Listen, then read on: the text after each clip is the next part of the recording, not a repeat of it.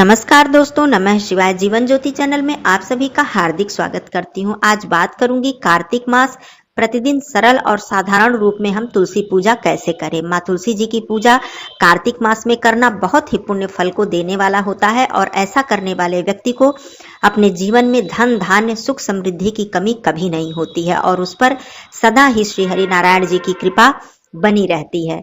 तो आइए जानते हैं कि यदि आपने संकल्प नहीं लिया है, यदि आपने नियम नहीं उठाया है कार्तिक स्नान का, तो साधारण रूप से प्रतिदिन पूरे कार्तिक मास में आप तुलसी पूजा कैसे कर सकते हैं। ऐसा नहीं है कि यदि आपने संकल्प नहीं लिया है या स्नान नहीं कर रहे हैं कार्तिक स्नान, तो आप तुलसी पूजा या फिर दीपदान नहीं कर सकते हैं। आइए बिल्कुल सरल और बिल्कुल कम सामग्री में आसान तरीके से मैं पूरी तुलसी पूजा विधि आपको बताती हूँ, जो कि आप प्रतिदिन आराम से आसानी से कर सकते हैं। तो पूरी वीडियो को देखने के लिए अंत तक बने रहिएगा। चैनल पे यदि आप पहली बार हैं तो चैनल को सब्सक्राइब कर लीजिएगा। वीडियो यदि पसंद आता है तो इसे एक लाइक जरूर कीजिएगा। कमेंट बॉक्स में जय तुलसी मैया जरूर लिखिएगा। दोस्तों आइए समझते हैं पूरी बातों को।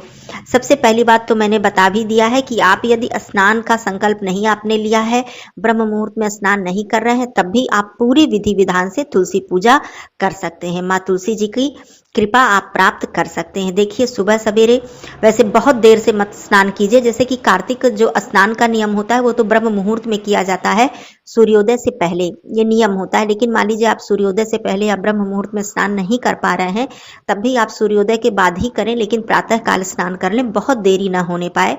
बहुत देरी से पूजा करने से उसका कोई फल प्राप्त नहीं होता है। देवताओं की पूजा प्रातः काल ही की जाती है। तो ये बात हो गई। तो आप स्नान आदि कर लें जैसे आप नियमित रूप से करते हैं, प्रतिदिन करते हैं, उसी प्रकार से सूर्यदेव जी को जल दें। और माँ तुलसी जी की पूजा आपको किस प्रकार करनी चाहिए। सबसे पहले तो जिस स्थान पर आपने तुलसी जी का पौधा लगा रखा है उस स्थान को बिल्कुल साफ सफाई कर लें। यदि वहां पर मिट्टी है, जैसे कि आपने जमीन में लगाया है, तो आसपास आप गाय के गोबर से लिपाई कर लें या फिर वैसे ही आप उसे स्वच्छ कर लें। गमला है तो गमले को आप अच्छे से स्वच्छ करके स्वास्तिक बना दें और चंदन इत्यादि से अच्छे से सजा दें।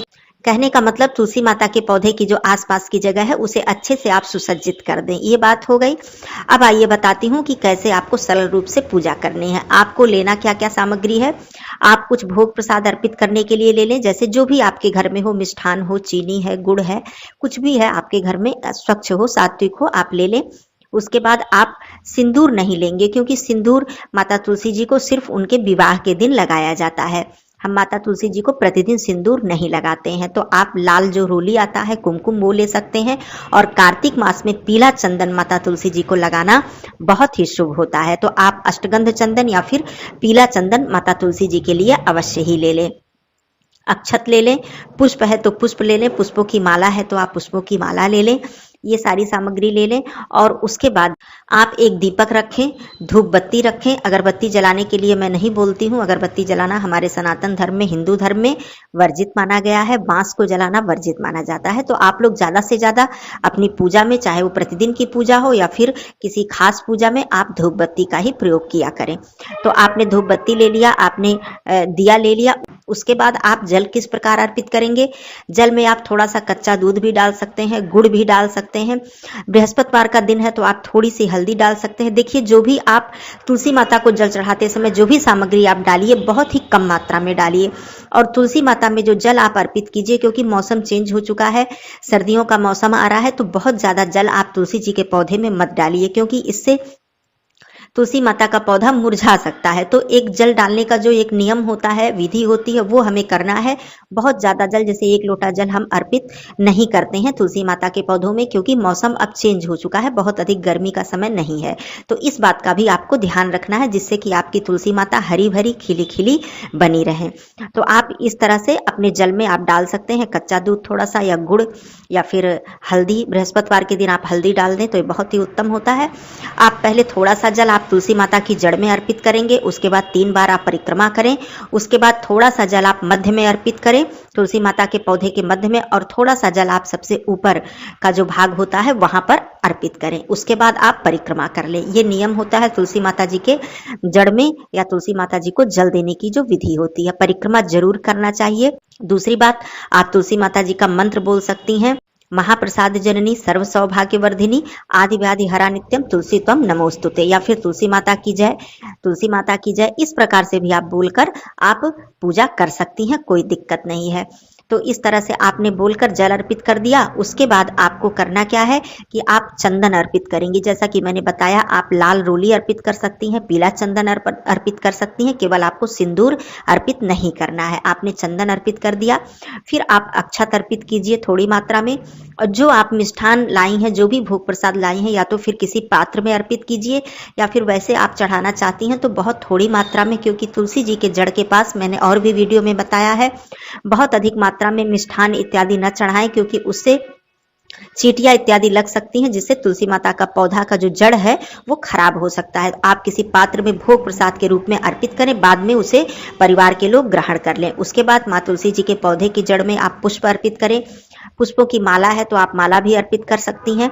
उसके बाद आपको माँ तुलसी जी की आरती करनी है। जो भी आपने दिया लाया है, दिया प्रज्वलित आपने किया है, उसको आप दिखाकर माँ तुलसी जी की आरती कर सकती हैं। तुलसी माता की पूरी आरती भी है, आप देख सकती हैं, गूगल इत्यादि करके आप उस पर पा सकती हैं, या फिर तुलसी महारानी नमो नमो, हर की पटरानी नमो नमो, इतना ही बोलकर ही आप आरती कर लीजिए, या फिर तुलसी माता का जो मंत्र मैंने बताया है उसे भी आप बोलकर आरती कर सकती हैं। आरती करके आप एक बार परिक्रमा कर लीजिए, फिर माँ तुलसी जी के पौधे के समक्ष आप दीपक रख दीजिए। अब ध्यान देने वाली बात ये भी है कि जब भी आप तुलसी माता के पौधे के पास दीपदान करती हैं तो आपको दीपक डायरेक्ट धरती पर नहीं रखना है। जहां आपने स्वास्तिक बनाया है या तो वहां रख सकती हैं, या फिर आप कोई भी आसन दे दें, अक्षत रख दें, थोड़ा सा गेहूं रख दें, चावल रख दें, या किसी भी जैसे पान का पत्ता, आम का पत्ता इत्यादि का आसन आप दे सकती हैं। पुष्प का भी आसन दे सकती हैं, जैसे पुष्प की पंखुड़ियां तोड़कर आप रखकर उस पर दीपक रख सकती हैं। कहने का मतलब है जो दीपक है वो माँ लक्ष्मी जी का स्वरूप है, उन्हें धरती पर नहीं रखा जाता है, आसन देना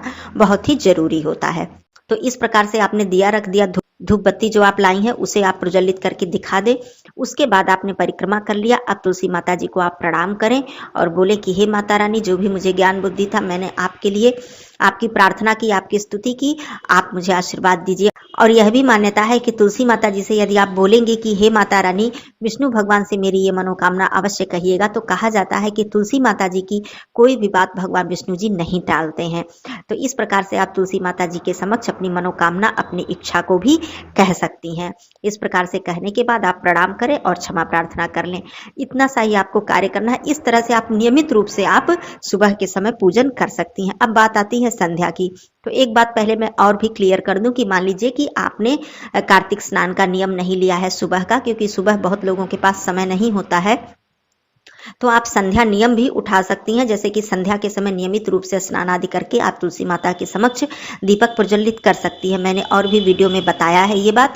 या फिर आपने नहीं नियम लिया है तब भी आप संध्या के समय हाथ पैर धुलकर स्वच्छ वस्त्र धारण कर ले, यदि आप स्नान नहीं कर सकती हैं, कोई शारीरिक दिक्कत है, और तुलसी माता जी को संध्या के समय जल इत्यादि आपको अर्पित नहीं करना है। आप भोग प्रसाद अर्पित कर सकती हैं और एक दीपक प्रज्वलित करें, धूप इत्यादि आप अर्पित करें, और फिर जैसा कि मैंने बताया कि दीपक को आसन देकर आप दीपक रखें।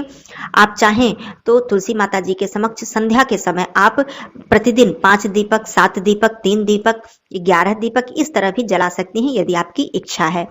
रविवार और मंगलवार को हम लोग कार्तिक मास में दीपक नहीं जलाते हैं माता तुलसी जी के समक्ष, तो आपकी जितनी भी इच्छा है आप प्रतिदिन 1 दीपक से ज्यादा भी जला सकती हैं। तो संध्या के समय आपको केवल दीपक अर्पित करना है, आप चंदन इत्यादि अर्पित कर सकती हैं।